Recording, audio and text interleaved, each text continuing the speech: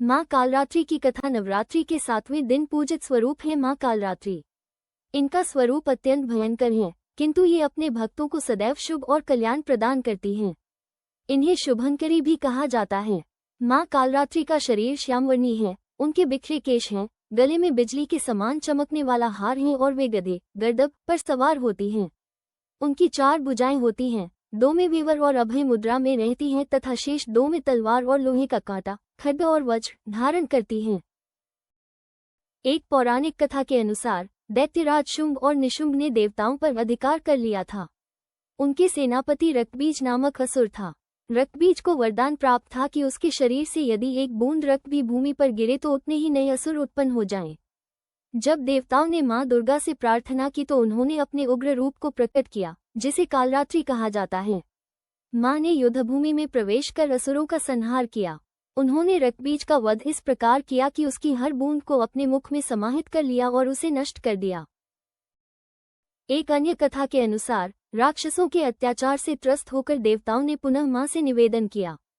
तब मां ने अपने विकराल रूप कालरात्रि का आविर्भाव किया और शुंभ निशुंभ जैसे महादैत्यों का वध कर देवताओं को उनके अधिकार लौटाए।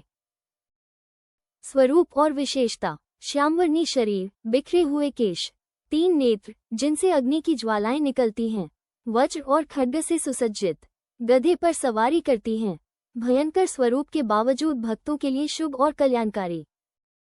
माँ कालरात्रि हमें सिखाती है कि संकट चाहे कितना भी विकराल क्यों न हो, धैर्य और साहस से उसका समाधान संभव है। हर अंधकार के बाद प्रकाश की सुबह अवश्य आती है। माँ कालरात्रि का भयानक स्वरूप इस बात का संकेत है कि अधर्म और अन्याय का अंत निश्चित है। पूजन का महत्व: सप्तमी के दिन माँ कालरात्रि की पूजा से भय, जादू टोना और नकारात्मक शक्तियों का नाश होता है। साधक को साहस और आत्मबल प्राप्त होता है।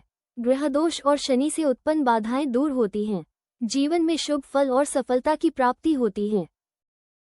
माँ कालरात्रि का स्वरूप हमें ये संदेश देता है कि भयावह दिखने वाला भी अंततः शुभ ही होता है।